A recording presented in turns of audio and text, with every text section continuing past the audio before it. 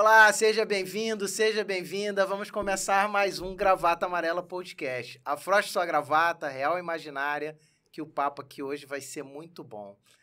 Hoje eu recebo um assessor de imprensa, Relações Públicas das Celebridades, Antônio Trigo. Antônio, seja muito bem-vindo, cara. Obrigado por você ter topado. Obrigado, Ricardo, pelo convite. Obrigado. Eu nem acreditei quando você aceitou, cara. Fiquei enchendo teu saco um montão lá até tu aceitar. Porque, cara, você cuida de pessoas muito grandes no mercado, né? Entre as celebridades. E só para citar, Lázaro Ramos, Thaís Araújo, Camila Pitanga, Gil Eubanks... Bruno Gagliasso, Bruno Grazi Galhaço. Massafera, Bruna Lins Maia, muita gente. Muita gente. Muita gente. Então, só grandes nomes do mercado. Como que começa essa história de jornalista para assessor de imprensa? Para voltar em qual parte? No início ou do... Onde você achar que é legal? Em que momento surge essa vontade? Foi uma vontade? Você foi atrás ou aconteceu por acaso? Não foi uma vontade, foi uma coisa que eu não queria. Pelo contrário. Muito pelo contrário. Uma coisa que eu nunca pensei em fazer. Eu acho que quando eu comecei minha faculdade, o meu sonho era realmente escrever. Eu gostava de escrever, eu gostava de editar, eu gostava de ficar vendo a revista e ficar vendo se ia caber aquele texto. Eu ficava brincando com o diretor de arte para me enfiar mais um texto ali. Adorava entrevistar pessoas. Isso foi muito tempo da minha vida. Isso foi, né? Mas desde que eu me formei, mais de 10 anos que eu fiquei passeando por isso. Mas tem um inteirinho importante, que é um momento... Acho que eu estava com uns 25, 26 anos, que existia uma pessoa que era um marqueteiro chamado Marcelo Sebá, um diretor de arte, de marketing, super importante na minha vida, e que olhou para mim e falou, vem para cá. E o pra cá era ir para Diesel, que era uma marca de moda, né? E a Diesel, aquela italiana, tinha um ápice no Brasil, era um auge, era chique usar aquilo, então... E eu fui para o marketing ganhar 5 vezes mais do que eu ganhava na Vogue na época. Eu era repórter da Vogue. E foi a primeira vez que eu tive uma experiência com assessoria, né? E eu tinha que cuidar de tudo aquilo ali, mas eu me lembro claramente que o primeiro release que eu escrevi, que era um lançamento de coleção, ou melhor, né, que eu adaptei porque o release já existia. E você fazia a redação também? É óbvio, né? Eu odiei. Eu falei, não é isso que... Porque redação publicitária é muito diferente de... Completamente, né? Eu gostava de fazer... Eu tive... Meu primeiro diretor de redação na Vogue foi o Inácio de Olalla Brandão.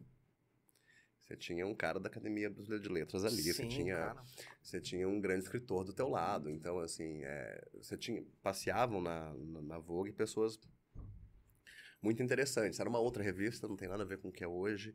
Eu diria que era mais segmentada do que é hoje, muito mais nichada. Aquele tipo de moda e aquele tipo de coisa. Eu tinha uma paixão por aquilo. O jornalismo... Na verdade, o meu sonho de adolescente, eu queria trabalhar na Bis, a revista de música. Eu me lembro da Bis. Nossa, era muito famosa. Que era, tipo, exatamente. Todos os adolescentes... Aí, quando eu comecei, a Bis acho que não existia, acho que chamava Showbiz na época. Era Editora Abril, Editora Azul, não me lembro exatamente. Acho que era Abril. Abril, enfim, mas é que depois mudou, não me lembro direito. Se misturou muito quando saiu a MTV, também tinha a revista da MTV. Exatamente, enfim, tinha muita coisa. A MTV acho que era da Abril e a Bis acho que era da Azul, isso tinha mesmo. Muita coisa e eu queria ser crítico de música, eu achava que era isso. E aí eu comecei num outro lado, né? Meu primeiro emprego foi na Rádio Bandeirantes, AM, de São Paulo, né? E eu aprendi muito ali e gostava muito até, era interessante para uma pessoa começando a vida, dar grandes furos jornalísticos, tipo, na rodovia Presidente Dutra, o motorista enfrenta 2 km de congestionamento pela marginal. É uma coisa... E rádio time é muito mais rápido, né? E era trânsito, e era helicóptero, e ali eu me aproveitava para fazer essas matérias. Então, assim, ninguém queria cobrir teatro, por exemplo, em rádio. Era uma coisa, você quer fazer? Vai fazer. Isso não era para Então, eu pegava tudo que ninguém queria de cultura e fazia, que era o que eu gostava. Porque meu sonho, como eu disse, era trabalhar na Bis. E aí tinha tudo a ver você ganhar essa experiência lá. Exatamente. E aí eu tinha um outro chefe, que chamava-se Marcelo Parada, é um radialista importante. Também muito importante na minha vida. Eu acho que eu sou muito grato a algumas pessoas da minha vida. Era um jornalista importantíssimo e ele era, à época, casado com uma menina chamada Manuela Carta, que eu adoro até hoje, encontrei recentemente. Manuela Carta era da família do Mino Carta, que tinha a Carta Capital. a editora que também tinha a Vogue. E eu fui depois de alguns anos trabalhando, já era rádio escuta, alguma coisa assim, já fazia mais coisas na rádio. Fui perguntar se ele não me arrumava uma entrevista ali, para fazer um estágio. Ele me olhou e falou, claro, vou falar com o Mino Carta. E aí eu falei, então, eu não queria ir para a Carta Capital, que era meio natural, cobrindo um buraco de rua, você vai para onde? Sim. Cobrindo o prefeito, a política, eles Sim. achavam que eu queria fazer política, jornalismo sério, dito sério. E aí ele falou, você quer ir pra Vogue? Um pouco decepcionado. Eu me lembro disso claramente, assim. E eu fui. E eu realmente comecei fazendo freelinhas e virei repórter e tal. Então... Bem longe de música. Nem tão longe de música, porque era uma coisa muito interessante. Você estava na Vogue e você queria entrevistar uma artista americana... As portas se abriam, As portas se abriam com aquele título internacional. Então, fui me especializar, fiz uma pós em moda, mas eu consegui realizar muitos sonhos ali dentro. Porque, sei lá, vai entrevistar a Tina Turner? Consegui. E aí eram umas coisas assim, você realizava uns sonhos. Como que você vende isso numa matéria? Mas por que ela? Porque ela é a musa de Alaya, ela desfilou pra Armani, ela fez não sei o quê. É só um recorte. Encaixava ali. Se você achasse aquilo, então eu conseguia fazer coisas que eu admirava muito, né? Assim, longas entrevistas, porque era uma revista grossa na época. Os textos eram gigantes e tinha muito espaço de cultura. E a moda mesmo, quando contada pelo lado cultural, ela é muito interessante, quando ela diz a que veio a sociedade. Quando você olha para uma vestimenta e diz que ela é o resultado de uma guerra, ou que ela é de uma revolução, que é uma mulher que usou. Então aquilo me encantava. Naturalmente, eu fui fazendo muitas celebridades e na mesma editora existia uma revista chamada RG Vogue, hoje extinta, que era uma revista de celebridade chique. Muito chique, com uma moda chique, com um texto mais elaborado, mensal. E foi ali que eu consegui ser editor pela primeira vez, né? E o que mais eram as capas? As capas eram muitas das pessoas que hoje eu trabalho. Algumas eu conheci a primeira vez entrevistando para essa revista, né? E gerou um vínculo. Gerou talvez uma conexão ou entender. Tem uma coisa que você disse no Abre aqui que eu acho super interessante, que você fala, nunca veio aqui uma pessoa que trabalha com tantas pessoas importantes. Gerou uma compreensão de que qualquer celebridade é nada mais que um ser humano. Sim, por trás de tudo aquilo ali é um ser humano. Existe uma glamourização, e existia mais ainda há 10 anos, há 15 anos, né? As redes sociais, elas mudaram um pouco isso, então você consegue ver parte dessas celebridades no movimento contrário, que é de se mostrar com a cara limpa, envelhecendo, com ruga, sem maquiagem, sem Photoshop. Hoje é muito comum no meu trabalho, e aí eu posso citar, porque dá um orgulho, sei lá, eu estava numa foto com a Bruna Linsmeyer, que foi uma capa de glamour, é a capa da glamour desse mês. E a gente, no meio da foto, ela está sentada, tem dobrinha, ela não vai tirar não tire minhas estrias, nem mexa nas minhas dobras. Isso há 15 anos era impensável. Impensável. Não era nem uma coisa que a celebridade podia dizer. Se esperava a foto tratada. Então, nesse sentido, há uma revolução, eu diria, na imagem.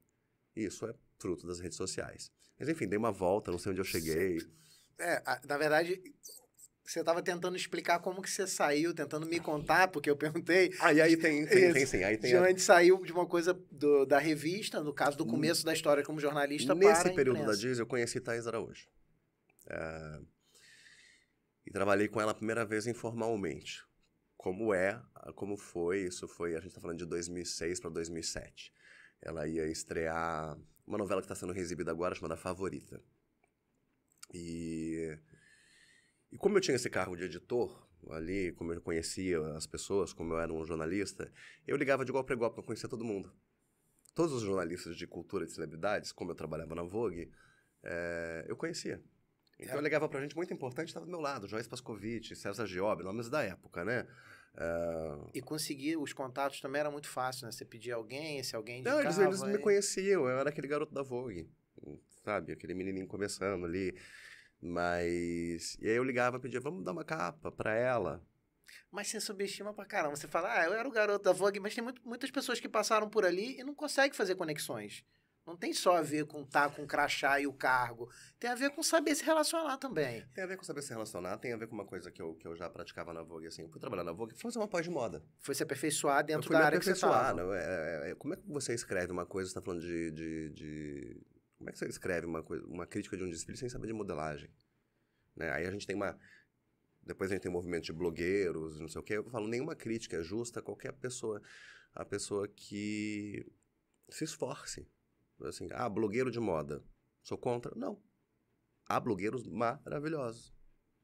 Que se aperfeiçoam, que se estudam, que têm o mesmo conhecimento. Sabe o que tá falando, né? Então, assim, o problema é que houve uma explosão, uma época de gente que só sabia se vestir ou tinha dinheiro. Então, revista de moda entrou naquela crise. Eu dou muita volta, né? Faz parte. Faz parte. Mas, enfim, a Thaís foi muito, muito responsável. A Thaís é hoje a minha cliente mais antiga, óbvio, mais longeva, e também a minha melhor amiga, né? Quase 20 anos vocês estão juntos. 15, 16 anos. É um casamento. E as ligações são uma loucura, né? Você liga e fala assim, eu preciso marcar uma foto, fazer não sei o quê. Não sei o quê, o João tá aqui, o filho tá aqui, não sei o quê, fala com ele, não sei o quê. Você não sabe, ele veio fora ontem, não sei o quê, aí minha mãe, e volta. E a foto, volta. E com a Thaís, que eu acho que ela é muito responsável por quem eu sou, tem um profundo amor, acho que é uma artista necessária. Eu não tô vendendo peixe porque eu trabalho com ela, mas ela me potencializou muito. E eu acredito que eu tenha potencializado também. E eu acho que eu consegui isso com muito amor. E eu falo isso sem a pieguice da palavra. Afeto, uma palavra melhor. Eu descobri uma forma de trabalhar, e eu só fui ser feliz como assessor de imprensa no momento em que eu entendo algumas coisas que eram importantes para mim. Que eu precisava ter afeto e admiração por quem eu trabalhava. Por isso que eu nunca quis me tornar um empresário e até me chamar de empresário é uma coisa recente. Eu chamo agora. Eu tenho um time, eu tenho um colaborador, eu tenho freela, né? A empresa cresceu. Sim, tem um né? volume que você não consegue mais dar conta sozinho. Porque como é que você vende a história de alguém se você não acredita nela? É difícil, mas tá cheio de gente que faz, né? E mais Vou citar um exemplo, assessor de político, né? Às vezes o cara não suporta o cara que ele tá assessorando. E mais importante que isso que eu fui descobrindo eu não estou dizendo que eu não passaram por essa empresa nomes que eu não acreditei em algum momento. Aconteceu, né? Eu tive pessoas que foram, que voltaram. Mas não acreditar no sentido, não, essa carreira aqui não vai deslanchar ou não acreditar... Eu não acredito em nada fake. Eu não acredito em estratégia de marketing. Eu acredito em verdade de uma pessoa. Então, eu acho que o que eu tenho em comum com todas as pessoas que eu trabalho é que eu dialogo com elas, de fato. Eu nunca cheguei com uma estratégia de marketing, seja para cantor, seja para ator, que falasse, você vai fazer isso aqui para aparecer. Eu já estive com uma atriz, que foi uma passagem curta, assim, uma vez...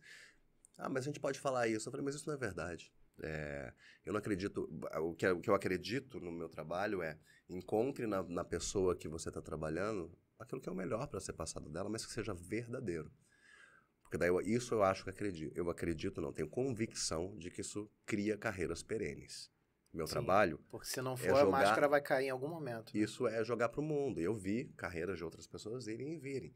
Os nomes que a gente falou aqui, os atores que eu tenho. E aí tem várias coisas que são importantes. Convicções políticas são importantes.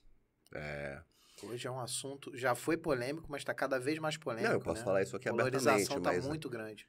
Mas mais que isso, assim, eu tenho alguns ideais que são infiançáveis, né? Não vai entrar na empresa alguém que eu discorde disso. Eu nem ouço a proposta. Porque vai bater muito... É porque é muito pessoal o teu trabalho, né? Ele já aconteceu. Tá no limiar ali assim, se eu tô aqui numa empresa onde, sei lá, né, eu tenho uma grande maioria negra, LGBT, e isso foi uma forma que eu encontrei de ser feliz. Sim. Era importante para mim que essas pessoas estivessem...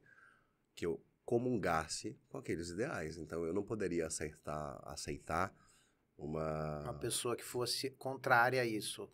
Total, para falar abertamente aqui, mas pode sei lá, falar, por exemplo, sei lá, um homofóbico da vida. Não, mas o ano passado eu tive uma proposta de uma celebridade, vou deixar mais vago ainda, eu acho que qualquer pessoa aceitaria, ou grande parte dos assessores aceitariam, e eu recusei especificamente porque é uma bolsonarista, ponto.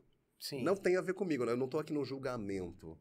De como é que eu vou trabalhar essa pessoa? Se eu não acredito, se eu não comungo com ela. E não quer dizer que a pessoa não seja legal, não seja uma ótima atriz, não seja... O fato é que eu não acredito... Eu acho que tem muita essa discussão, a celebridade tem que se posicionar? Não, definitivamente a celebridade não tem que se posicionar sobre tudo, porque elas não sabem sobre tudo. Inclusive, elas são cobradas sobre tudo. É impossível. Isso é uma pergunta que eu ia te fazer. Eu sempre fui contra me posicionar politicamente.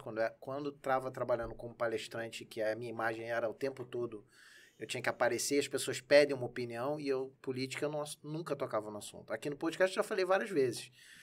Inclusive, falo mal do Lula e falo mal do Bolsonaro, e para mim nenhum dos dois prestam. Então, se forem bater, vão bater dos dois lados. Mas como palestrante, eu sempre achei que não tinha que me posicionar com política. Minha função era palestrar, fazer palestra, não tem nada a ver eu falar de política. Hoje eu já acho que se a pessoa não fala da posição dela, do que ela acredita nessa polarização que tá, fica ruim pro lado dela. Eu acho... Primeiro a gente tem que sair da caixinha. Vamos lá, vamos pegar uma pessoa... E existem personalidades que são de extrema direita. Provavelmente vai ter o seu séquito de extrema-direita aplaudindo. Então, vamos imaginar que a comunicação ela é feita para o teu nicho. Então, fica mal é sempre uma balança. Fica mal ao ver da minha ética, ao ver da minha ideologia. Mas a responder a tua pergunta mesmo, eu diria, eles têm que se posicionar de maneira nenhuma, eles têm que. Mas eu não acredito mais em artistas vazios. Não dá para você subir num palco e achar que você só precisa do aplauso. É porque, a minha opinião, hoje fica parecendo que tá em cima do muro. O papel da arte é ser um pouco transgressor. Seja qual for a sua opinião. É dar a sua cara a tapa. Né? Não dá para você virar um monumento, uma atriz monumental, um ator monumental, um cantor monumental. Batendo palma para todo mundo. Exato, não dá. É assim, porque ideologicamente você atrai. Assim, cada pessoa tem seu dom. Assim, o meu grupo, esse grupo de assessores de celebridades, eles não são muitos, eles são poucos. Os grandes, né? Os que têm nomes maiores, assim. Poucos são grandes empresas, assim. Eu não conheço, salvo raras exceções, uma ou outra pessoa que está em algum lugar, grandes conglomerados de assessoria, porque elas existem, que atendem 1000 empresas. Você pode ver, as pessoas nunca estão nesses conglomerados. É tudo muito pessoal, né? Eu não preciso ser uma empresa grande, eu tenho 2 funcionárias. Porque hoje também tem aquelas empresas que são quase que produção, mas parece assessoria, tipo uma non-stop da vida. É diferente de assessoria, na minha opinião. Por que eu implico com o termo assessor de imprensa? Porque o assessor de imprensa, como me foi mostrado na faculdade, como eu tinha aquele preconceito enorme de um jornalista, ele era a pessoa que disparava um release e ligava para tocar pauta. Não é isso que definitivamente não é isso que você faz. Eu tenho reuniões para traçar onde a gente vai chegar e não é só a capa de revista. Então, talvez eu também, por ignorância, eu chamo de assessor de imprensa porque a assessora de imprensa que eu tive, ela também não era só olhar aqui, te clipe provocar. E ela montava um planejamento comigo. Não, o que nós vamos alcançar? Vou dar um exemplo. Falei para ela, Luísa, eu quero pisar na Globo. Eu quero fazer uma matéria para Globo. Ela fez todo um trabalho com etapas para a gente conseguir chegar na Globo. E é um pouco isso, mas é mais que isso, assim, sei lá. Pensar casos, assim. Giovanni Bank tem um caso bem sucedido de um TED de maternidade. A ideia veio de mim. Ela adorou. É importante, uma mulher que precisava dizer ali para as pessoas, olha aqui, eu sou uma artista, mas porque quando chamam uma mulher que é mãe e que tem os seus filhos expostos na internet, ela vira só a mãe, né? Sim. Aí não tem... Então ela precisava gritar um monte de coisa sobre maternidade, sobre adoção, a história linda que tem. Isso é um outro caminho de você encontrar. Não é usando a imprensa tradicional. Que é um caminho, ela é um dos policies. O assessor que pensa só na imprensa tradicional, várias vezes eu olho hoje em dia e falo assim, mas por que você quer tanto essa capa que não repercute? Por que você quer tanto esse espaço que não repercute, sendo que uma nota aqui é melhor? Eu quero falar isso, por que você não posta? É porque as grandes mídias não têm mais o poder que tinham antes, né? Não. Quando eu fiz a matéria da Globo, que eu tanto queria, lá no Mais Você, no Maria Braga e tal, que eu tanto queria, acho que em 2016, foi na Copa. Eu fiz uma matéria que era Empreender na Copa. Foi bem legal. E eu achava que aquilo ali ia transformar a minha carreira. E não teve esse impacto. Teve um impacto muito bom, credibilizou demais o nome, a marca, o palestrante, mas não teve um impacto de alcance tão grande quanto eu achava. Porque a mídia social hoje tem um impacto muito maior. Talvez participar de um podcast hoje como, sei lá, um Flow e um Podpah da vida, vai dar um impacto muito maior de alcance do que uma Rede Globo no horário nobre. Então, são grandes variáveis, assim, porque eu acho que a TV aberta ainda é um grande poder. Sim, Ponto. demais. O fato é que você não pode olhar só para a TV aberta. Você não pode depender só da TV aberta. Você tem que olhar cada voz que está pedindo e entender qual é o público. Assim, eu tenho um case que eu morro de orgulho, que foi o lançamento do filme do Lázaro agora, Medida Provisória. Foram 2 anos trabalhando loucamente, com estratégias absolutamente fora da caixa. Que iam do Entre ao Twitter à capa de revista. Vamos postar isso, vamos comunicados para mexer com a Ancine. E dava certo. Assim, e deu muito certo. E deu muito certo. O silêncio, decisões geniais. O Lázaro é genial. Decisões geniais de pessoas que você comunga, que você discute. Que você tem discussões, às vezes, acaloradas. Eu não estou dizendo que é tranquilo o tempo inteiro, não. Eu imagino que não seja. Não é, mas assim, volta ao afeto. Então, sei lá, esses dias eu peguei aqui, aí veio o resultado da clipadora de medida, assim, centimetragem, aquela coisa, são milhões, assim. É fruto do meu trabalho. Negociações que eu demorei, sei lá, uma capa de revista sendo negociada 6 meses. Mas mudou, as coisas mudaram, né? Alguns lugares não têm mais o mesmo impacto que tinham. Continua sendo relevante, é o que eu falo. As revistas femininas, que são muito importantes para a construção de carreiras de atriz, continuam sendo. Sim, eu fiz um artigo para Caras, me pediram para eu escrever um artigo sobre o amor. Eu falei, cara, não é nada que eu escrevo sobre negócios.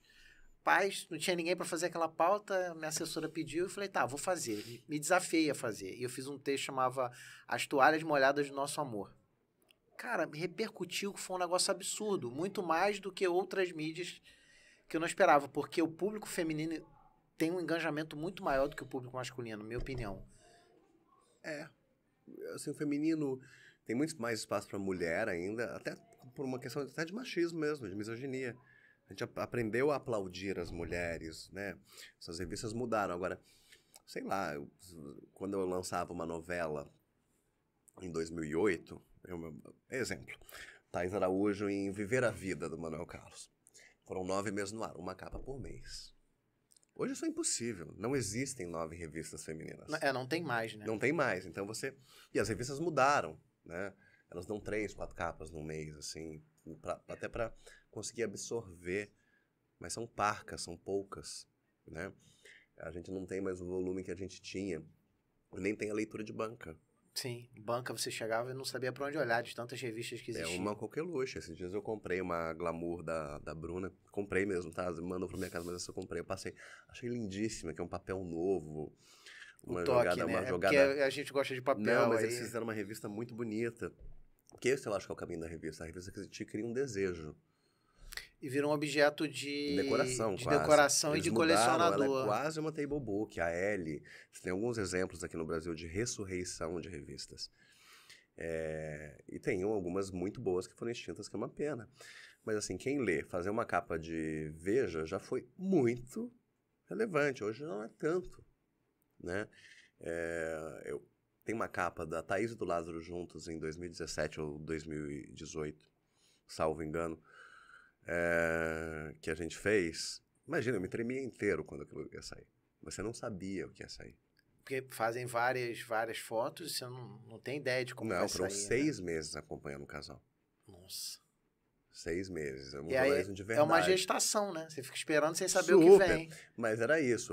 Meu feeling, e aí a gente fala de o que um assessor de imprensa faz? Ele tem feeling. O meu feeling foi que eles deveriam fazer.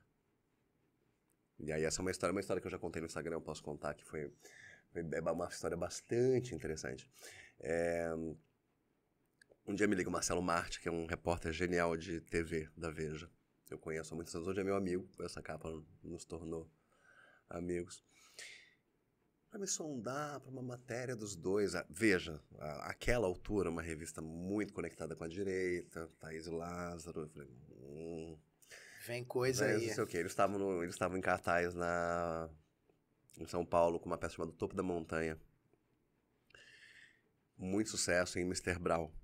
Então, a minha vida era, todo domingo era uma capa, uma foto, uma coisa. Não tinha domingos. Porque eu tinha demanda para eles a todo domingo, que era o único dia que eles folgavam. Eles gravavam na semana. E os domingos eram... Exceto quando eles determinavam que isso aqui era pro filho, isso aqui é uma viagem. E nunca houve preguiça, nenhum dos dois. É para fazer domingo às 6 da manhã, estamos lá. É uma vida de muito sacrifício e menos glamour do que se supõe. Sim, bom, imagino. Voltando à Veja. E eu sabia que eles não iam querer. Mas eu achava importante. E aí, todo um trabalho de convencimento... Não de convencimento, mas eu acho que... E aí eu me lembro, o Marty combinou um café, que era ele, mais um outro editor da Veja, e o Petri, que hoje é o diretor de redação da Piauí. E a gente foi jantar ou tomar um café antes da peça, e a gente foi pra peça. Andando, era um restaurante próximo ao teatro. E aí eu entrei, eles falaram assim, não sei se a gente devia se meter com isso, essa revista, super desconfiado. Eu falei, olha só, eu nunca vi um casal de pretos ocupar espaço. E salvo o Pelé, eu não me lembro de outro preto na capa dessa revista. E bati a porta e saí. Fechou a bomba e foi embora. E fizemos a capa, que é absolutamente ótima. Eu tinha uma aposta em um feeling que a revista estava mudando, que aquilo era legal, que eu podia confiar naquelas pessoas. Ia ser a divisão de um novo modelo, né, de revista. Foi. E quando a revista chegou na casa dos assinantes, era um bando de gente medíocre falando o que esses dois estão fazendo. Mas quando era a capa da Angélica e Luciano Huck, ninguém falava nada. Né? E dizem que não tem, né? Tem o tempo inteiro. Mas então, assim, esses são os momentos que você fala, é isso. Eu sei fazer meu trabalho, tá tudo certo. E foram meses, a Thaís, assim, meses, acompanha entrevista, faz. Tem estratégia disso? Claro que tem estratégia. É óbvio que tem estratégia. É óbvio que tem uma conversa, até onde a gente vai falar, o que a gente quer falar? O que a gente quer comunicar agora? É óbvio que tem. Dentro das verdades de cada um. Tem estratégia de imagem? Tem estratégia de imagem. Eu não brinco quando eu escolho um fotógrafo. Eu tô montando uma capa agora para uma delas, que é assim, eu tô há 3 semanas. Não pode ser fotógrafo? Pode. Eu quero esse. Não, a gente quer esse. Não tem uma escolha. Ao acaso. Sério, né? É muito sério. Ao acaso. Se dá errado, deu errado. Aquilo é uma imagem que pode ser perene ou não. Mas não pode dar errado porque você não cuidou com carinho. É óbvio que eu já fiz coisas que deu errado e algumas coisas deram muito errado. Sim, pode dar errado porque deu errado, mas não porque você deixou passar. Tipo, já briguei muito. Nossa, eu briguei muito. Porque... Mas eu acho que eu... Assessor de imprensa é uma pessoa que se relaciona, mas aí voltando ao ponto do qual é o meu preconceito, né? Definitivamente eu não sou um soltador de release. Nos Estados Unidos tem uma coisa muito interessante que eles têm manager, publicist, PR, pelo menos essas 3 funções. Aqui a gente tem empresário e assessor de imprensa.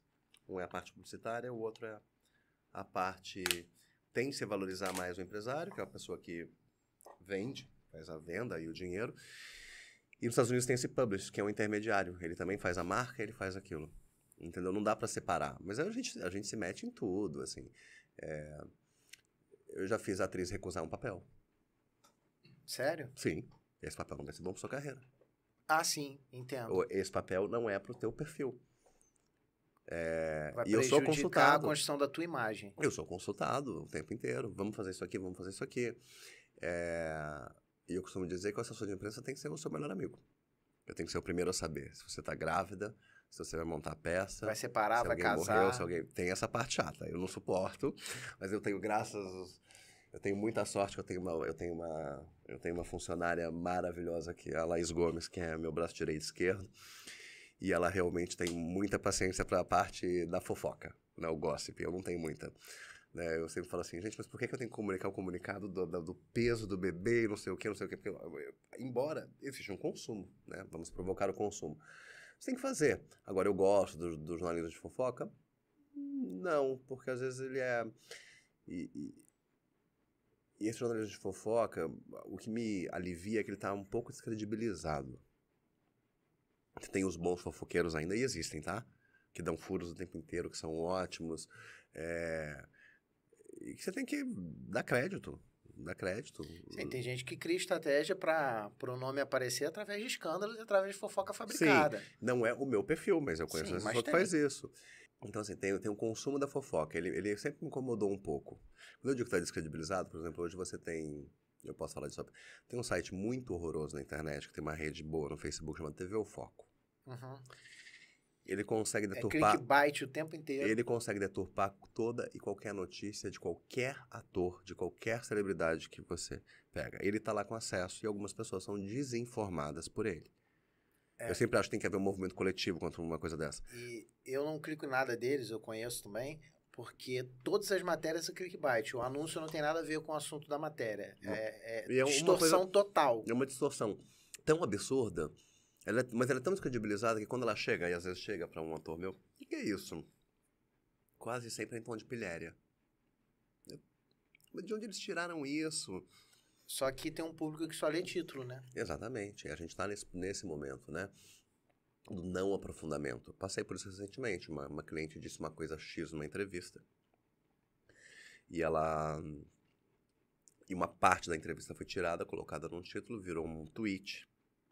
E pronto, estava estabelecida uma crise. Por uma coisa que ela não disse. Ou melhor, descontextualizada totalmente. Tão descontextualizada que parecia um horror que eu tinha que ficar explicando. E eu tive que ficar ligando para pessoas para tirar a matéria do ar, porque eram inverdades. Quando que eu posso... Dizem que eu tenho uma cara de reservado, né? Eu sou mais na minha. Eu sempre brinco essa hora que eu viro um demônio com a fake news. Sim, e com razão, ficar bravo. Essa é uma hora que porque eu ligo mesmo, assim, você vai tirar isso, e assim, ou você vai tirar do ar ou você vai publicar uma errata. O chato é que a errata nunca tem o alcance nunca. Então... Nunca. Mas, eu me lembro, se você pega... Alguns veículos são bem sériozinhos no Brasil, tipo Folha, ainda são. O UOL errou, tá lá, escrito erramos. Tem a versão que foi colocada antes. Mas hoje, com veículos mais simples e que propagam fofoca, que é uma loucura, às vezes é na base da... Só do processo. Não, eu nunca processei. Não? Nunca vi a gente processou ninguém. Acho que uma única vez, nessa minha... trajetória toda. Houve uma notificação para uma coisa. Simplesmente, às vezes, só vai na pressão também, né? No amor não vai, tem que... É que eu acredito no diálogo e eu acredito que crises, principalmente nessa época onde todo mundo é cancelado o tempo inteiro, elas são resolvidas com paciência. Pode ver, quando você tem alguém envolvido numa crise que te soou meio estranho, anos depois aquela pessoa tá falando de novo e aí você finalmente para ouvir o que ela disse. Eu vi uma frase a Cris Paiva, que é apresentadora de um podcast também, que é lá da equipe do Flow, o Vênus Podcast. Uhum. Uma pessoa mandou uma mensagem para ela e disse: eu ouvi o que você falou, eu entendi o que você disse, mas o que parece que você disse não me agrada.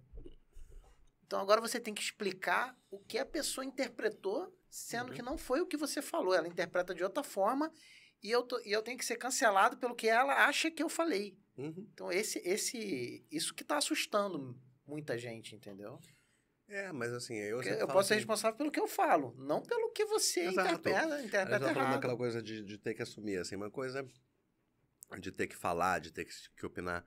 Não tem que opinar sobre tudo. Assim, a gente cobra muito que se opine sobre tudo. Não tô falando de não cobrar posicionamentos. É interessante que o público saiba quem é você. Quais são os seus ideais. Agora, um artista preto ser cobrado o tempo inteiro de ter que se pronunciar a cada caso de racismo é um absurdo. Até porque não para, né? São casos toda hora. Não para. Então você vai ficar o quê? Refém? Você vai ficar refém da demanda, né? E assim como já aconteceu, assim, um colunista famoso um dia me falou assim, mas como ela não vai falar comigo de racismo? Por quê? Porque você já me procurou em algum momento na tua vida para fazer uma matéria sobre a carreira dela? O lugar dela não é na página policial. O lugar dela é na página de cultura. Ponto. Esse tipo de negociata para o tipo de artista que eu tenho, ele é constante. Melhorou muito, porque as redações também deram uma evoluída, né? Você tem mais LGBTs te entrevistando, você tem mais negros entrevistando. Isso era quase uma raridade há 10 anos. Tem uma longa evolução aí. E aí, que tipo de assessor eu sou? Uma pergunta que você nem me fez, mas eu acho que eu me tornei este assessor com algumas causas que são muito cruciais para mim. São importantes, são pontos que você tem que passar por eles. Exato. E por acaso eles dialogam com esse mundo. Sim. E não é na base do processo, é na base do diálogo. Isso é bacana. O que é mais difícil na carreira de um assessor de celebridade?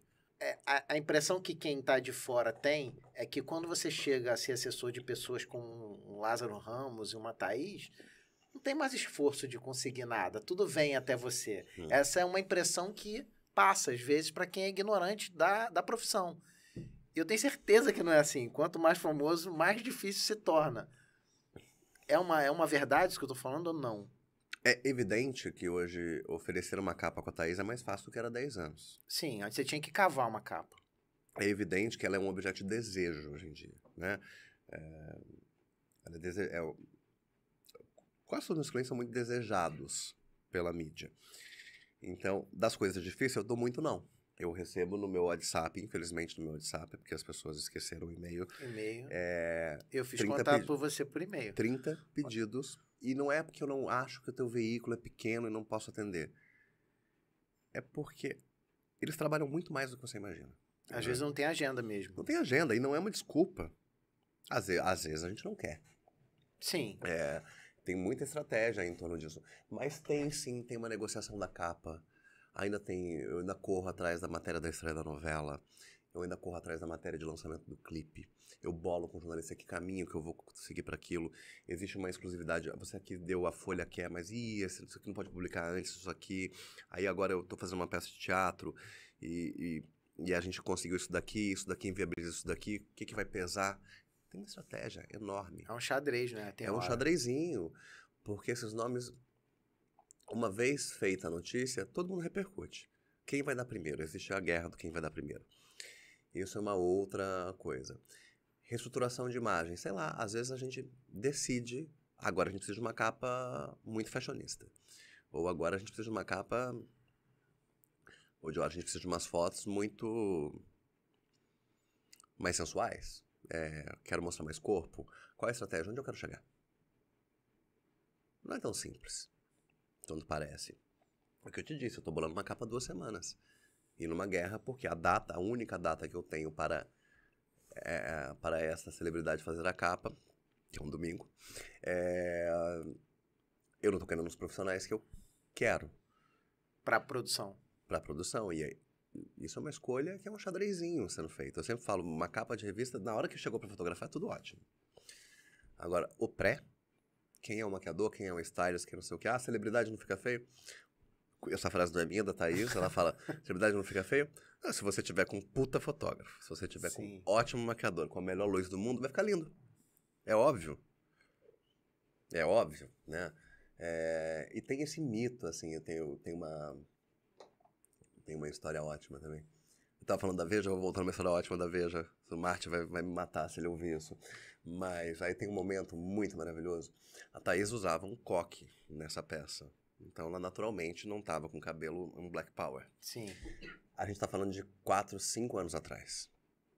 Ela tava no auge de Mr. Brown, né? É uma série muito importante pro público preto no Brasil. Era a primeira vez que se viu o rico tão rico, um preto tão rico numa série, então aquilo era muito interessante.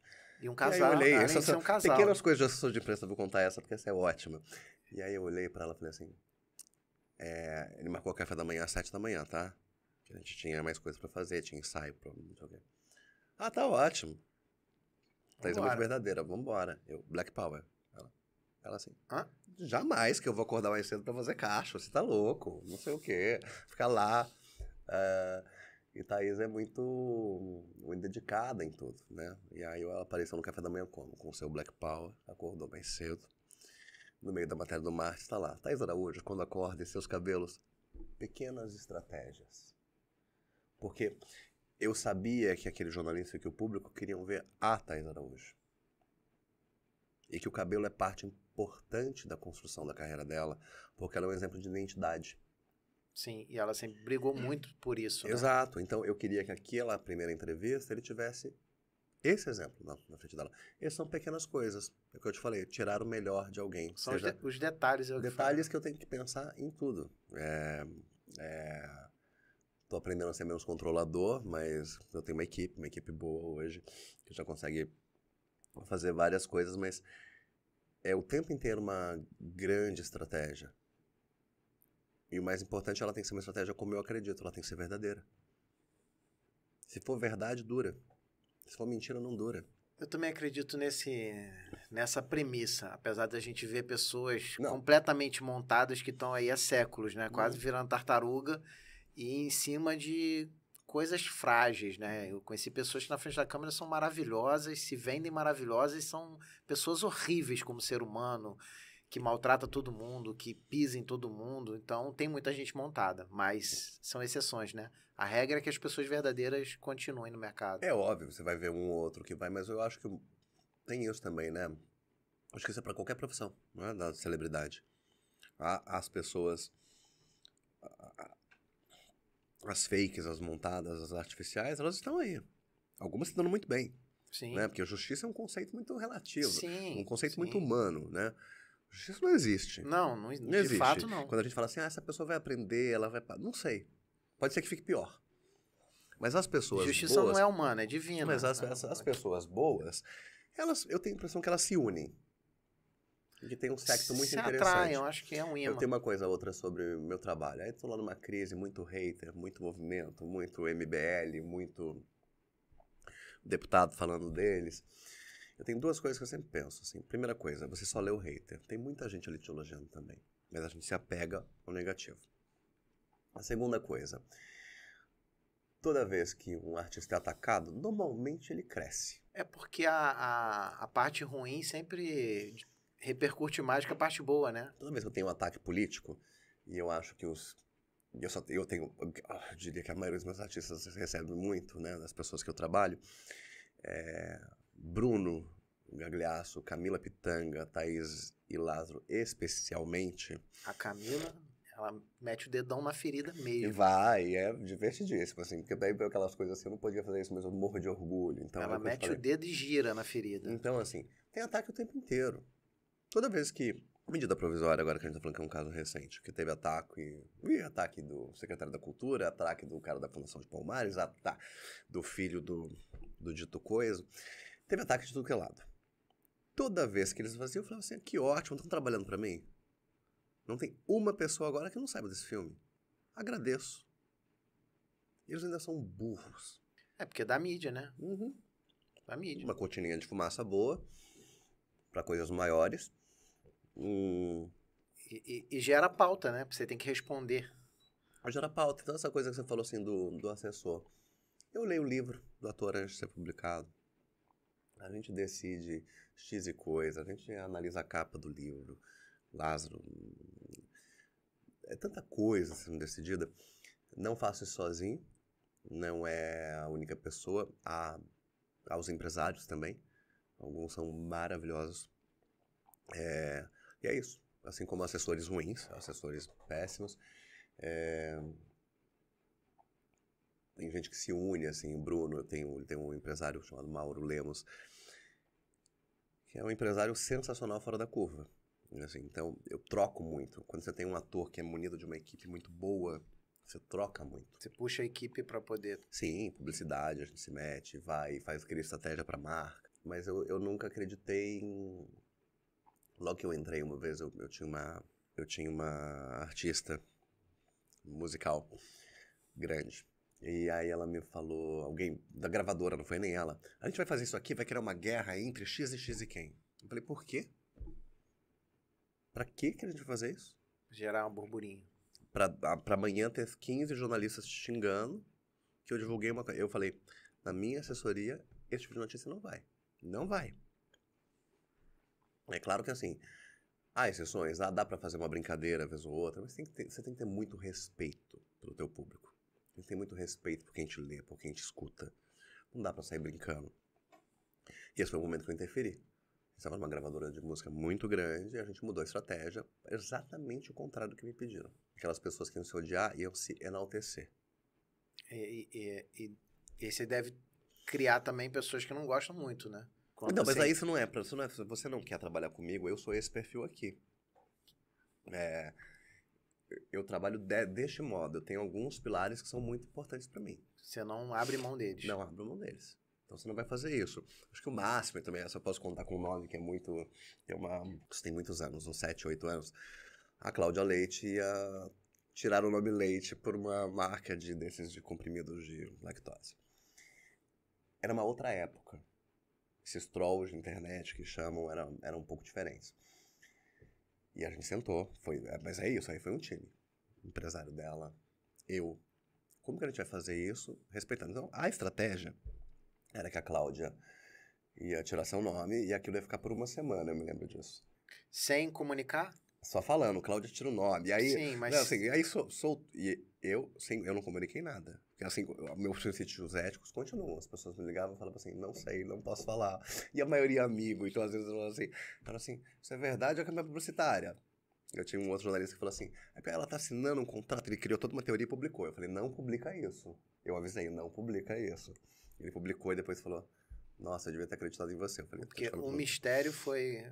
Mas eu me lembro que a estratégia foi. Aí ela começou a ficar grande demais, a estratégia.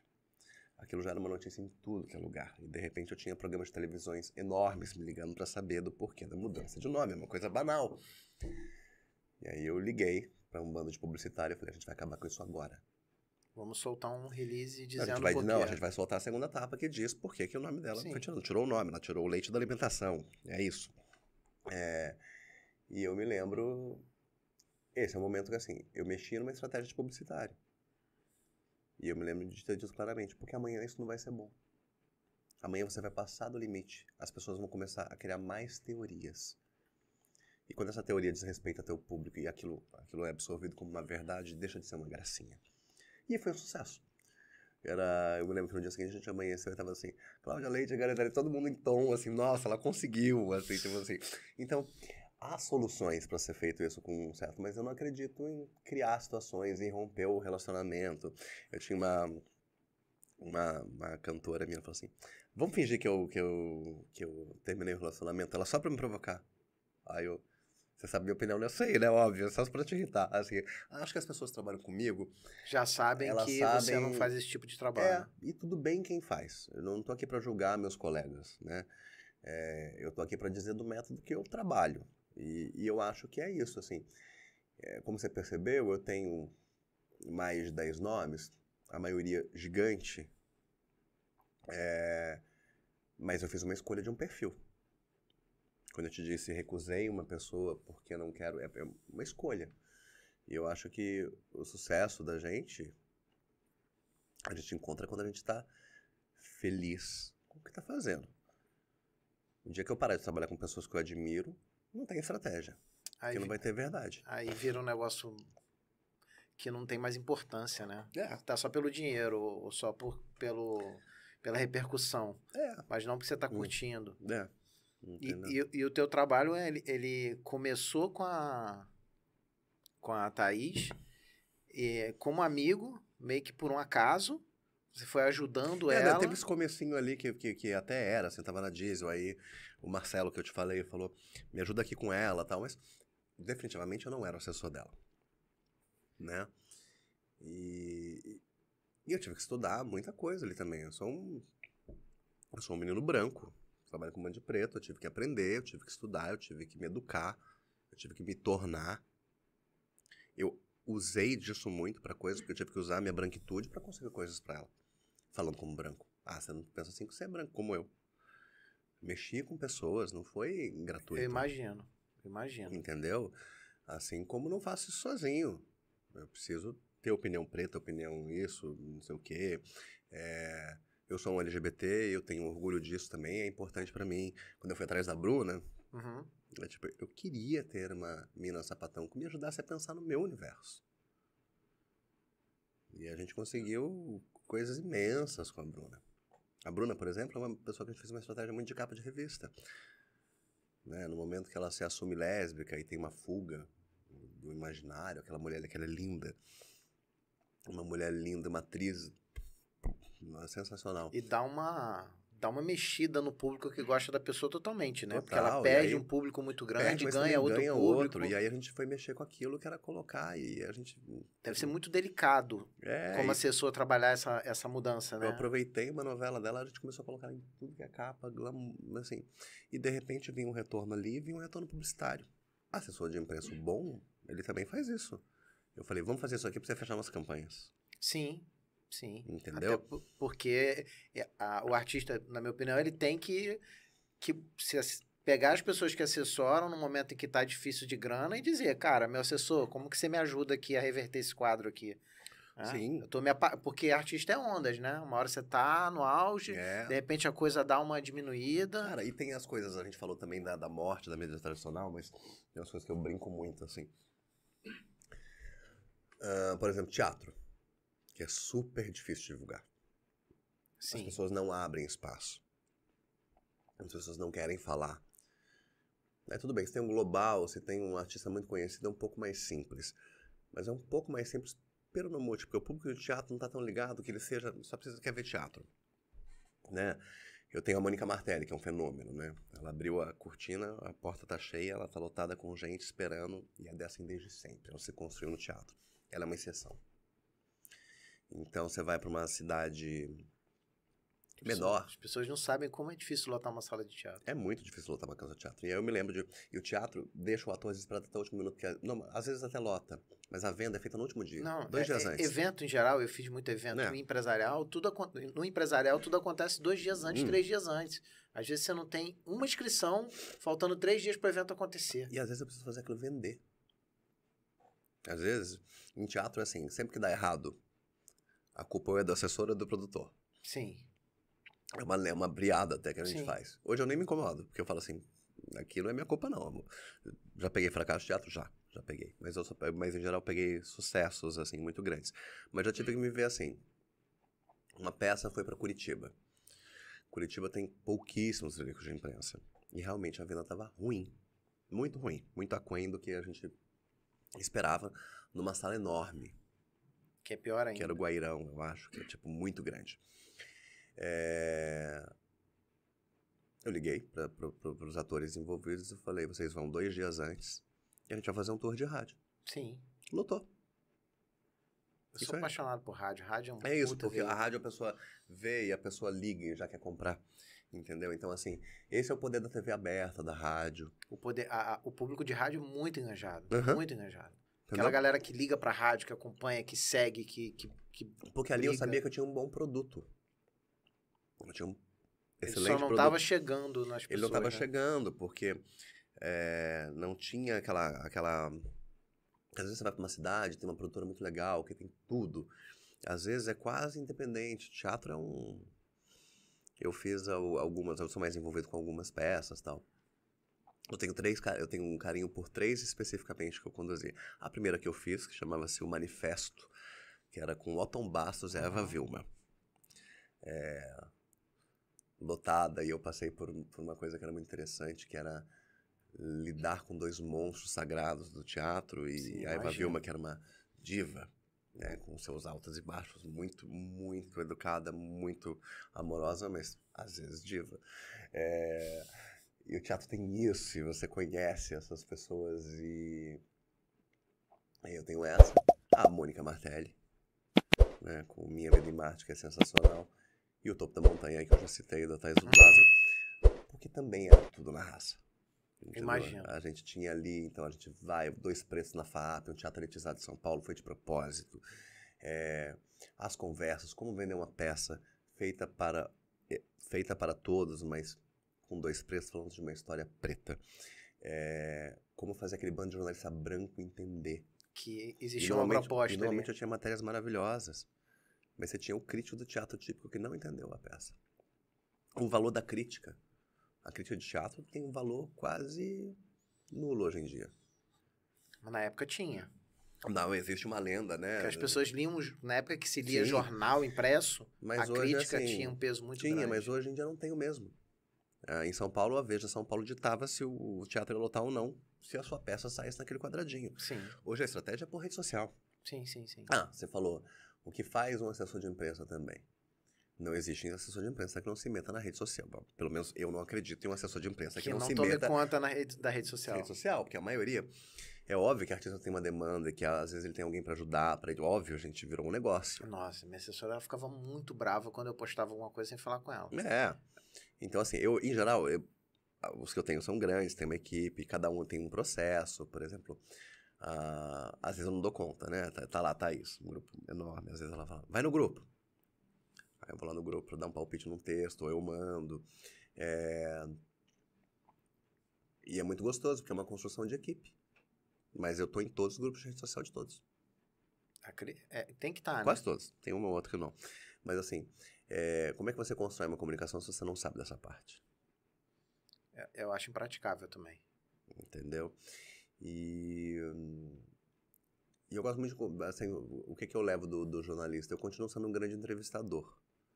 Eu ligo pra todos eles. Você trouxe da revista, né? Eu continuo Veio perguntando contigo. tudo. Tá, mas a gente quer o que com isso aqui? Aí um dia me ligou alguém, que eu adoro muito. Quero fazer isso aqui. Pra quê?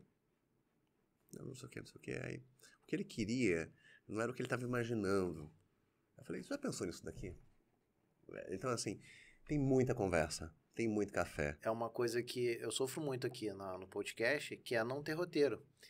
Porque, como eu sempre escrevi e tive programa em rádio, acostumado com roteiro escrito, pensar o roteiro antes, pensar as perguntas. Então, é uma desconstrução fazer isso aqui, chegar, abrir, apresentar a pessoa e começar um papo totalmente aleatório. E você não me pediu um currículo que eu tinha nada, feito. não pedi nada. Você queria... Imaginei que era um olhar curioso. Não, mas é sempre assim. Claro, eu vou no teu Instagram, eu vou ver quem é, vou ver quem você assessora e tal, mas nada além disso, eu não dei um Google no seu nome. Não dei. E você ia descobrir coisas, você ia conseguir descobrir coisas. Porque eu não quero, porque eu vou ser influenciado por notícias que talvez não sejam a pessoa que é você de fato. Entendeu? Graças a Deus, assim, eu não tenho muita... Eu não sou muito noticioso, não provoquei isso. Porque, como você disse, você é muito reservado, então eu acredito que tenha muito pouca coisa. E as matérias da época da Vogue não existia digitalmente nessa época, não tinha site, onde eu mais escrevi. Mas e algumas das matérias que eu fazia durante muito tempo era Antônio Carlos Trigo. Então, Sim. Você acha com isso. E eu me lembro, o Antônio Trigo foi uma sugestão de uma jornalista, aí virou Trigo. E você lembra da Érica Palomino? Lembro. Érica Palomino é uma das maiores experts de moda, ainda é uma das maiores, maravilhosa, né? Mas não está tão presente na nossa cena hoje em dia. E aí um dia ela falou, por que você usa esse Carlos? Vamos tirar isso daí. Coisa horrorosa. Esse nome grande, você tem 2 nomes, é 1 ou é 2? Eu falei, é verdade. Eu tenho um do meio também, não uso. Entendeu? Ricardo Veríssimo. Não sei por que eu tinha aquilo. Aí eu tirei o Carlos, nunca mais usei o Carlos sumiu. E são coisas interessantes, assim, tá vendo? Assim, eu tenho as coisas de... Hoje em dia eu tenho cases aí com alguns deles que eu gosto tanto, sei lá, igualzinho quando... Eu me lembro que uma vez eu entrevistei já para uma revista de moda chamada Wish Report, que era uma super elitizada, uma revista que eu acho que hoje seria inviável, de tão elitista. Não elitista, mas era realmente para era a galera do luxo, sabe? Luxo. Mas eu fiz aquilo, fui bem feliz ali. Fiz coisas ótimas. Aí eu me lembro que eu fiz uma entrevista com Giorgio Armani. E aí foi uma entrevista que repercutiu aqui, repercutiu lá fora. Porque ele fala que ele é rude, que ele não sei o quê. E aí eu tinha muito medo de fazer assessoria e não ter esses orgulhos. Eu já te contei alguns aqui hoje, que é um monte de orgulho, assim. Entendeu? E tem os inconfessáveis, né? Que eu não vou contar, porque parecem mal interpretados. Mas assim, tem uns... Eu tenho decisões que, assim, vamos te colocar nesta revista para provocar isso aqui, dava certo. Ainda é assim. Agora eu tô criando uma matéria com um jornalista, com dessas pessoas que eu trabalho, com algumas coisas que não foram faladas da carreira dessa pessoa. E tudo verdade, só que eu tô tentando dar um outro olhar para uma história. E para isso eu já fiz 3 almoços E também tomei umas garrafinhas de vinho nesses almoços que Pra a gente abrir merece. um... Não porque eu sou realmente um cachaceiro. Essa é uma verdade. Somos dois também, adoro Não, uma adoro uma cachaçinha. cachaça, uma pose de sério. Então, assim, dá trabalho criar essas coisas, entendeu? E encontrar os seus aliados, porque é tudo sobre relacionamento. Sim. Essas pessoas são meus amigos. É óbvio que eu tenho uma demanda do toco o telefone, eu atendo. Mas tem esses jornalistas, os mais importantes, eu construo histórias com eles e alguns comungam ali. Então eu falei, vamos falar disso. Não, isso é genial, a gente não tinha pensado nisso. Uma matéria que eu tô sonhando há 3 anos e eu acho que agora chegou o momento, porque eu acho que o Brasil agora está preparado para esse tipo de matéria. Então as pessoas falam assim, você não cria o tempo inteiro. Isso quando eu não deito, começo a pensar nisso. Qual a maior dificuldade se eu sou de empresa? Queria dizer isso. Você me perguntou isso e eu não respondi claramente. Vou usar uma frase da Thaís. Ela falou assim, um dia que eu estava com algum problema pessoal, eu fui desabafar, ela me disse, mas deve ser muito difícil a sua vida, né? Você fica cuidando tanto da vida dos outros que você não cuida da sua. Isso é uma coisa que eu já parei para pensar. E esta é a razão de eu ter tirado gente, de eu ter limitado o número de cliente. Pra conseguir ter uma vida. Para conseguir ter uma vida, porque dinheiro definitivamente não vai me trazer tudo. Eu tenho uma vida confortável, eu acho que eu sou reconhecido pelo meu trabalho no meu meio, mas definitivamente eu não quero ficar milionário. Desistir de ficar Esse milionário. preço eu não tô disposto. Então é o que eu te falei, mas eu olho com profunda admiração as pessoas que conseguem. Porque, agora não é uma crítica, é só um dom que eu não tenho. Sim. Eu não tenho um dom de coordenar 20 pessoas. Eu não tenho. E é muito diferente, quando eu era editor de revista, sei lá, no ápice da RG, a gente tinha uma equipe de 50, 60 pessoas. Não, era uma revista muito pequena, mas era uma revista assim, que se eu coordenasse 20 pessoas, 15, 10, a revista não era minha. Tinha um diretor, tinha um presidente, tinha um RH. No final do dia você tira o crachá e sossega. Eu me lembro a primeira vez que eu virei editor e alguém veio um chefe meu e me disse, eu preciso que você demita uma repórter. Eu tinha 2. Ele, qual? Não, você pode escolher. A questão é custo. Nossa. Eu gostava das 2. Eu adorava as 2. À época, eu fiz a decisão de... Eu me lembro disso, tá vendo? Pequenos aprendizados da vida, né? Eu tomei a decisão de demitir a que precisava... eu demiti a que tinha melhores condições. Que precisava menos do emprego. E preservei a que precisava mais do emprego, do dinheiro. Hoje, com a maturidade, eu já não sei se eu tomaria essa decisão. Ou se já que eu ia ter uma repórter só, o que deve contar? Não sei. São coisas abertas, assim. São decisões. Mas eu acho que eu segui de novo aquela coisa do que era importante para mim. Assim, E com qualidade. Foi muito importante que a minha primeira funcionária fosse negra. Porque eu precisava ter outra opinião. Porque eu preciso de alguém que me desafie. Assim como quando alguém escreve alguma coisa sobre um gay, eu tenho mais propriedade para falar. Sim. Né? Então, assim, o que te forma, né? Assim, um dia uma... Acho que massa você é modelado. Um dia um ator que eu trabalho falou, você é só homem branco. Eu falei, não, viado, me respeita. Por quê? Porque eu falei, porque, assim, eu sou branco. Eu já fui espancado na rua, você foi? Então, assim, eu sei o que eu passei sendo isso daqui. Então, são histórias que te formam. Talvez isso tenha me preservado algumas coisas, assim. Então, é muito importante, assim, todos que estão ali, assim, tipo... Eu tenho tesão, sabe? Esses dias eu fui no set da Leandra Leal, que também tá comigo. E a Leandra é uma artista que eu admiro muito. Porque não é só uma puta de uma atriz, é uma grande diretora. Eu realmente me diverti. Assim, ela é muito bonita, era uma cena no mar, no arpoador, horas deles filmando pra sair 30 segundos. Nossa, é muito trabalho. Uma história linda que ela tá filmando. Então, assim, eu precisava estar no set? Não. Mas eu me envolvo também. Isso passa da sua vida. Você tem só amigos famosos? Eu tenho alguns amigos famosos. Essa é a minha natureza. Sim. Hoje em dia. Eu vou fazer o quê? É o que eu trabalho. Faço amigos ali. Mas eu também tenho os meus amigos da faculdade. Os meus amigos que estão comigo há 15 anos. Que às vezes tudo que eu quero chegar em casa é não pensar nesse universo. Uma curiosidade muito interessante Eu raramente ligo a TV. Eu nem vejo mais televisão. Eu raramente Aberta, ligo a TV. Eu ligo nem assim. pensar. Thaís veio falar esses dias assim, você não vai ver novela? Eu fui lá e vi um capítulo, 2 capítulos. Você não... E aí, mas eu sei tudo, tá? Eu sei tudo que tá acontecendo na novela. Em todas. Porque eu leio todas as notícias sobre as novelas. Então, Sim, assim, e aí você faz uma leitura precisa dinâmica. também. E eu faz tenho parte do teu hábitos muito trabalho. loucos, né? Assim, uma coisa que eu tinha... Eu me lembro que eu chegava na Bandeirantes e a gente tinha, à época, você tinha o Estadão, o Zero Hora, o Jornal do Brasil, a Folha, o Globo, o Estado de Minas, o Correio Brasiliense e o Correio da Bahia. Os ditos principais jornais do Brasil.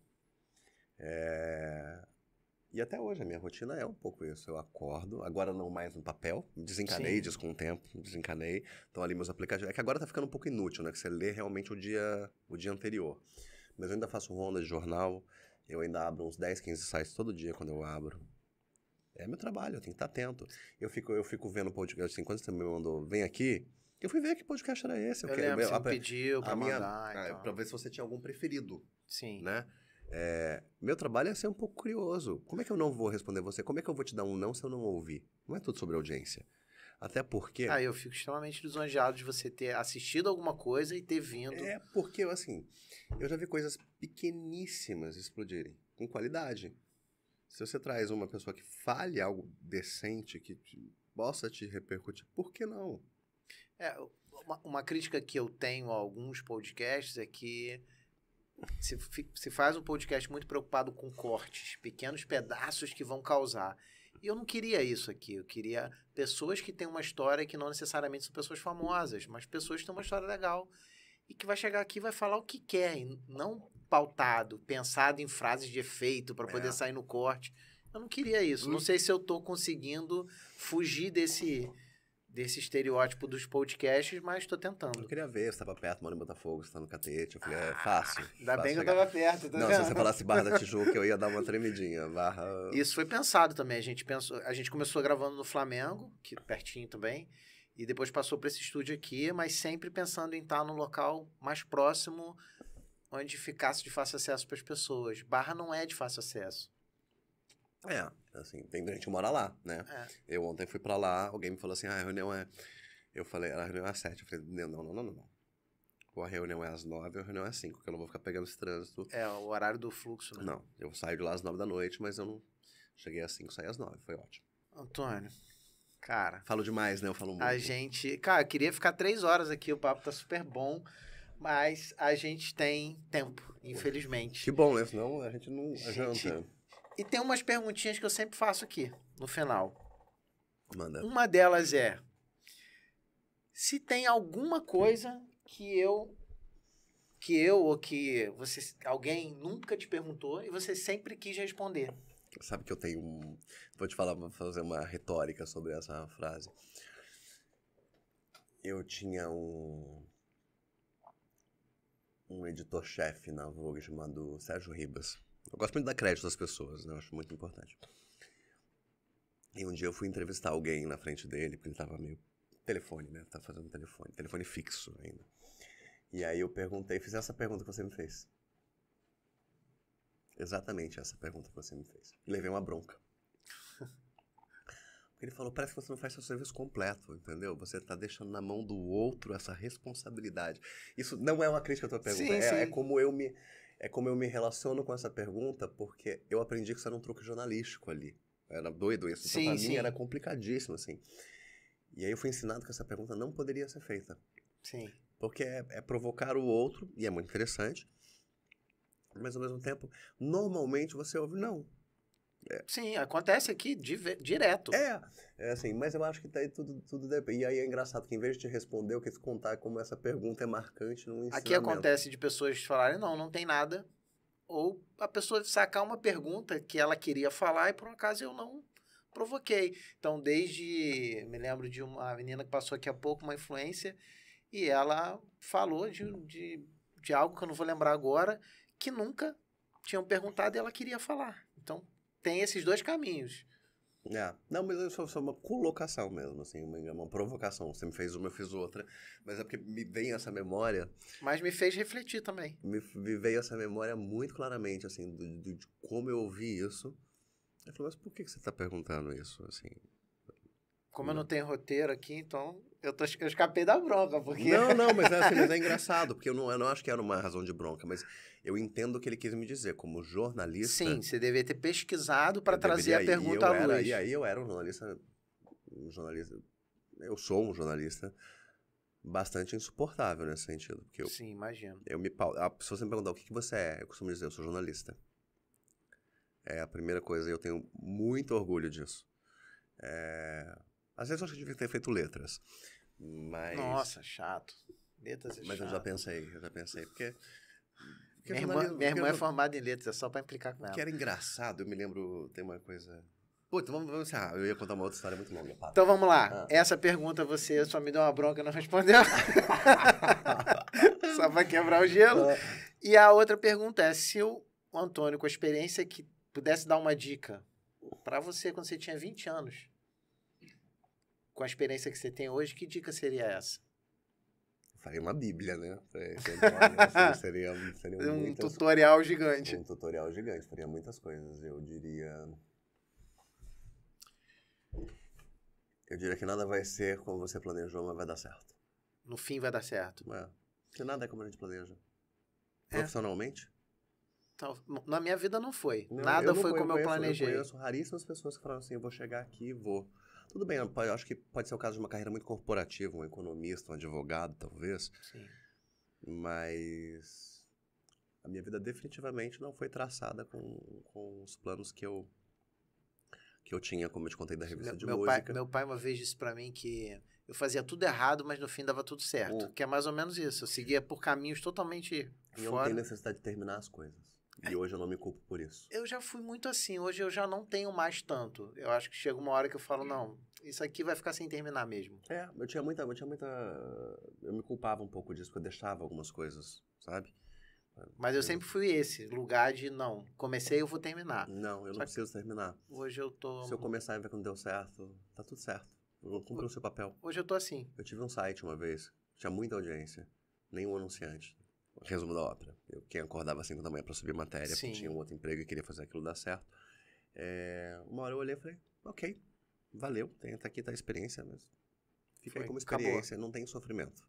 Se eu precisar mudar, hoje é um pouco isso, assim, clientes. Eu tenho a sorte de ter amigos, né? Quase todos, quase mesmo. Eu bebo, vou na casa, você daqui, vou na casa de uma.